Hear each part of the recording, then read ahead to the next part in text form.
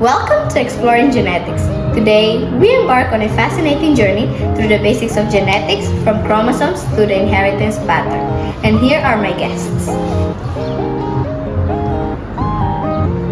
Hi, my name is Charlene. My name is Nicole. My name is Julie. And I'm Aina. We will also be having our special guest, Marnisha Neves. Let's start things off with chromosomes. These thread-like structures carry our genetic information inside the nucleus of every cell.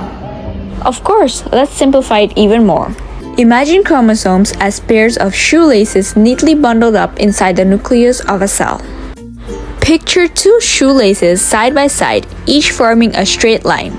These shoelaces represent a pair of chromosomes. Each chromosome looks like a straight line with a pinch in the middle, making it resemble a tiny X. In this simple drawing, each pair of chromosomes is represented by two lines, joined together in the middle, forming an X shape. Chromosomes contain genes, which are the instructions for various traits. They ensure that genetic information is passed accurately from one generation to the next during reproduction.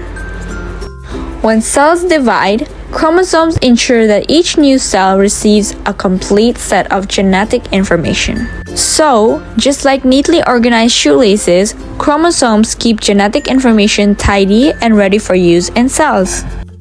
And these chromosomes are genes, which are the instructions that determine our traits such as eye color, hair color, and more.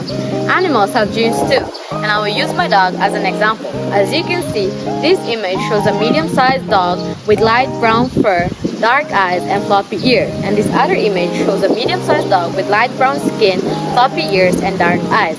And these two dogs created an offspring which is medium-sized with gray coats with light features, dark eyes, and floppy ears. When it comes to passing traits to offspring, we use tools like Punnett squares to predict the likelihood of different trait combinations. Punnett square is a square that is divided into 4 boxes. These boxes help us predict the possible outcomes of combining genes from 2 parents. We put one parent's genes on the top and the other parent's genes on the side. Then we fill in the boxes with the possible combinations of those genes. Dominant genes are always capitalized, while recessive genes are in lowercase letters. Dominant genes are stronger, so if an organism has one dominant gene and one recessive gene for a trait, the dominant gene will show up in the organism's appearance. Recessive genes only show their trait if both genes are recessive. Now, let's draw a simple Punnett square for a trait with one dominant and one recessive gene. Let's say we're looking at the trait of eye color in humans. Brown eyes are dominant, so it will be capital B, and blue eyes are recessive, so we will make it lowercase b. Parent 1 has one brown eye gene and one blue eye gene, while parent 2 has 2 blue eye genes. In the Punnett square, we see the possible combinations of genes for their offspring. From this, we can see that there's a 50% chance their child will have brown eyes. There's a 50% chance their child will have blue eyes. So in this case, the dominant gene, capital B, for brown eyes will most likely show up in their child's appearance.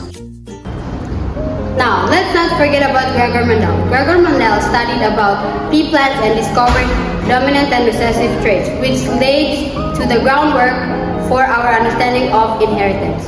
Gregor Mendel. Gregor Mendel was a scientist and a monk. He lived in the 1800s. He's known as the father of genetics. Gregor Mendel studied how traits are passed from parents to offerings. He used pea plants for his experiments. And DNA is a molecule that carries our genetic code. Its unique structure holds the key to unlocking the secret of heredity.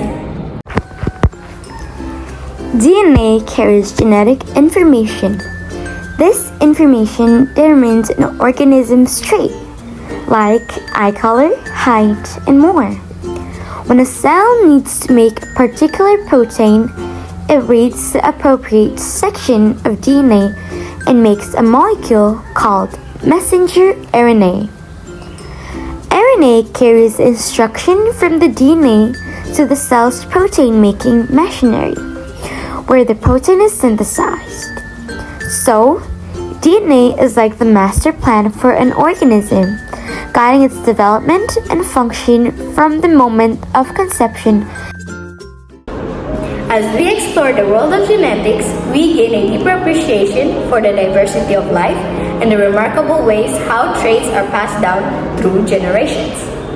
From chromosomes to DNA, from Punnett squares to Mendelian genetics, the study of genetics opens up a world of possibilities for understanding ourselves and the world around us. And so concludes our journey through the basics of genetics. Join us next time as we dive deeper into the fascinating world of DNA. See you!